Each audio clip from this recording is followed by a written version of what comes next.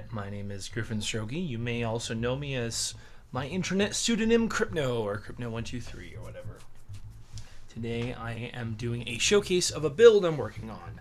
I made a quick post on Reddit earlier today that immediately garnered some attraction, and so then I thought it would be appropriate to go a little bit more in depth on a video, so allow me to introduce. So, if you've ever played Borderlands 1, you'll recognize that this is where you step off the bus as Roland, Brick, Mordecai, or Lilith to start your adventure. This opening area is very large, in-game and in Minecraft. So I went ahead and just, made sure it was big.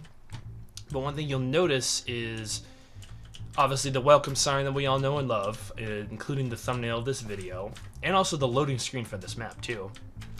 But this guy's at a weird angle, and that I think is pretty self-explanatory, but I'll let you guys know that I am trying to do this in conjunction with the map itself from the game. So that means that because everything in this game is blocked, some things are kind of at weird angles. This being no exception. But nonetheless, this area is pretty spot on in my opinion. This sign's a little funky, but I did what I can. I think this is like an arrow. And we got the motel sign here. What did I put? Oh yeah, Atlas. So, got this motel. Now this is a building that is used in later parts of the game. So I do have a version as an asset over there that I can copy that's non-cattywampus. But I will mention, however, that if you do go to this area in the beginning of the game and you parkour on the back of the building, you will go to a red chest. So I went ahead and did the same. I had the same parkour thing. Now, obviously, you could do a double chest and reskin it, but I don't really want to reskin just yet. I much prefer to just keep it as the natural textures for now. If this pops off and becomes like, starts gaining traction, I might consider a resource pack, but for now it's just these two red shulker boxes that I have representing the red chest. So that's about this main area. Obviously we have the one and lovely welcome sign. It is powered. It is lit up on the bottom by these sea lantern thingies. So at night it does light up. And then over here we have the bulletin board of the Welcome to Pandora sign. Now what this right here is, this isn't just a mishmash of blocks. This is actually, if you take the Welcome to Pandora sign and you shrink it down to, I believe it's 4 by 8 pixels, this is as best as I could find each blocks to actually represent the actual image. So much like the game where it has pieces falling off, if you put these blacks back on, it should more or less be the image as per the pixel color. So before I continue on, I should mention that I am using obviously a shader right now. It is, let's see, this thing, Complimentary Unbound. I'm not a big shader nerd. I just like it to use it from time to time to make things just that much more pretty. You don't have to use it on my world. In fact, when I build, I don't use it because whilst this is pretty, it is also, if you have too much on screen, can be a little lag heavy. But for showcase purposes, I'm running with it. Then we go through this giant fence thing. You'll see a lot of common blocks. Like some blocks I know I'll keep, like this blackstone stair. I feel as if it's a good representation for the tires of the game. But some stuff I'm not too sure about. Like as we kind of skip over to this area, this is all pretty one-to-one to what you find in the to the very beginning of the game. So I'm just kind of speed running it through. Obviously got the chest up there.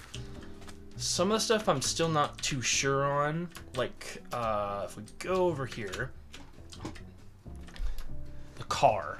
So the beloved Borderlands car that's used in Borderlands 1 and 2 fits underneath this awning here, but I'll tell you what, this thing is pretty ugly as shit. I don't have anything good, better quite yet, but that'll definitely be something I address at a later date, because again, this is still a work in progress, despite all the stuff I have here. It's very much a work in progress. So I will concede that I did make a few changes just for me personally. Like for instance, Dr. Zed's building. If I was to actually go by the 1-to-1 scale as far as like placement of buildings and stuff, Dr. Zed's building would be at an angle. And since I kind of consider this the home base of really anything you do in Borderlands 1, I didn't really want to do that. In my mind, I felt as if it was more appropriate for it to be just kind of straight. But that means also gauging dimensions elsewhere, it would all seem a little off. Like for instance, the building right next door, I have at a bit of an angle. It works. Like I used World Edit to turn it at an angle and this one at an angle. But that means that, you know, things like Bonehead's area here, whilst it looks good and all, because this is rotated a little bit, the valley by which you get to this place is a little, and by little I mean a lot, longer than normal. But, you know, I don't see you building this shit. There are other things, too, that are a little not cattywampus, just a little off, like this graveyard. There's a little bit more material on this area than there kind of sort of would be in the game. And also because it's rotated, this area as part of the opening vending machine mission is a little pushed back, thus creating a really long area here. But again, these are all like things that you'd have to be like laser focused on. This one is kind of like, if you've played the game as much as I have, just a skosh obvious, but hey, again, I don't see you building this shit. So we now go into the area that's not the tutorial yet. Firestone and that over there is tutorial. This is where you start kind of doing your own thing. So I've already touched on the vending machine area here. It's all right. It's kind of sort of the thing. It's more of a curve at this point, but again, it's my world. I do what I want.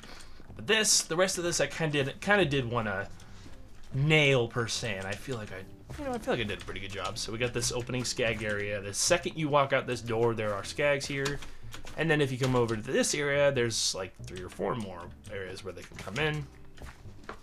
And likewise, as you go up this hill here, because this is on the way to the first area that's not Arid Badlands, which is Skag Gully, which you enter via blowing up the wall.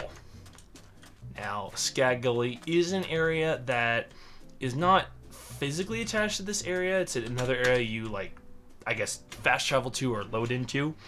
But on the map, it is attached, so maybe someday I might add on to it. I don't know. But nonetheless, here's the entrance to Skag Gully. And I should also mention that I have smooth basalt, gravel, and sand is pretty much the main palette of block textures. I don't have a resource pack, but I don't really want to have a resource pack much because this is the gist of what I need.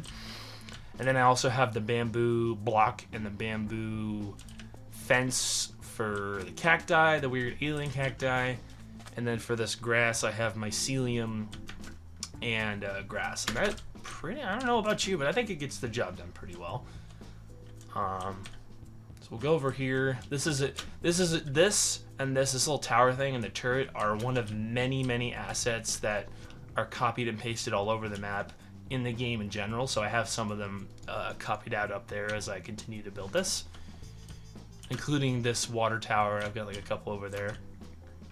We'll go up this hill, over through the tower to TK Baja's area. Rest in peace, TK Baja. Now, I'll show some screenshots of the game as I go along with this. He has a graveyard, or not a graveyard, a farm that's honestly looks no different than like the rest of the vegetation of just the dirt and stuff. But they're lined up in a straight line with these like, you know, blocks next to it. So it kind of pretty much looks like a farm. So that's what I have set up right here. Same with this area over here. Now in his house, there's not much going on in here because there's not much going on in the game. If you go outside, there is a red chest you can grab out of. I think for sure in 1, I'm not so sure 2. I think this door is boarded up in Borderlands 2. But on the subject of Borderlands 2, I added because I could. Borderlands 2 added a secret basement in TK Baja's house that Borderlands 1 did not have, that you access via a mission where you're recovering audio files to show. I think it was to like to show weapons, Hyperion weapons planning or something that he was doing. But this is an area that actually I feel like would benefit from a resource pack or two, because in Borderlands 2, which once again I'll show some pictures of, this area is highly populated with stuff all over the place. And obviously I've done my best to represent it with what I could find here in the base texture pack, and like all the stuff in it, but this is an area that where you could definitely get away with a nice chunky good resource pack. But I figured since it's not that big and it is a part of Tiki Baja's house, I went ahead and added a Borderlands 2 component of it to this area. So going over here, coming out of his house, we got another tree, another little thing. This is another asset that's copied a lot in the game in various ways, so I'll definitely, you know, copy this one out at some point, but this is next to his house. And then I have about to right here, over here, right here is like a giant mountain, and then over there I think is the jump, and this is where I'm at so far on this side. So we're gonna go around this structure to right here where we have Scooter's Catch a Ride. Now Scooter's Catch a Ride again is at an angle in the game, and this is one that I went ahead and attempted to put an angle. So what I did is over in that area, you could, oh wow, it zoomed in on it. So I built it straight, and then I copy pasted it at an angle with World Edit, and then I recreated it here to, I guess, more or less represent it. It's not, of course, it's Minecraft. It's not going to be perfect, but I have here the, I have here the Catch a Ride post thing, which I think is this. Oh, actually, no, it's not the same in Borderlands 2. But in Borderlands 1, we got this. This area is also iconic because it's really when you start to begin your adventure and go on your merry way. And one of the things that was really tricky, actually, in the Borderlands aspect, is because I had this game open next to me while I made this. There are a couple bandits that would spawn in this alleyway right here constantly as I was trying to build this area, which was very, very tricky. But nonetheless, here we are. This is not, by the way, these steps is not me getting data from like map data and seeing how it. No, this is me. All of this has been me looking at the game in my other monitor and then looking at it, looking at Minecraft here to replace this box and stuff, which creates challenges, but I think I've done a pretty good job. So, but anyways, gloating of me aside, we obviously have the hill right here, 2 hills actually, along with this canal river. I'm not so sure, but it has a two. In the game, I don't think there's water coming out of it, but I went ahead and added water anyway. I tried this cool thing out where it's stair blocks surrounding themselves. I don't think I've done this technique yet of building, so I thought it was pretty cool. As far as this upper fort area, this is part of the opening, not tutorial, but like first couple missions. Obviously, I'm not quite finished here, but one of the things I plan to add is there is a multiplayer arena right here that you can only access with 2 players. Now, I have obviously the PC version of Borderlands 1, but in order there's no split screen, so I would have to get a buddy online. But I do have a 360, and I hope to eventually get that done at some point there too. But, you know, don't bite off more than you can chew. I just want to get as much as I can. This was actually done literally today. Like, as I record this, Tuesday, December the 5th, 2023, this entire area I just did today. And it's alright. It's using all the techniques that I learned from doing all this shit over there. Getting it all nice together onto the dirt and sand and stuff like that. But like I alluded to earlier when I was over here, because of the way I have Dr. Zed's house, Bonehead's area is super, like, far away from the thing, which is a little bit of a concession, but hey, you know, like I said, I don't see you building this shit. Okay, so I think that'll do it for this sort of showcase, I want to say.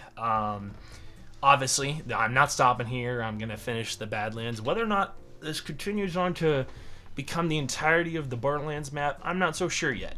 I think that has yet to be determined by the public reception in the coming days, weeks, or whatnot. But as far as I can tell right now, I'm just going to finish the Badlands, and we'll go from there.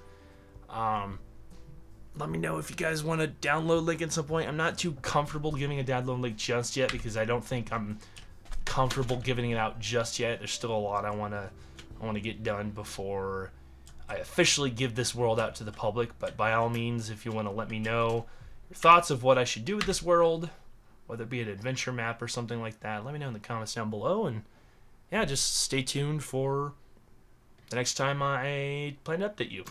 Later.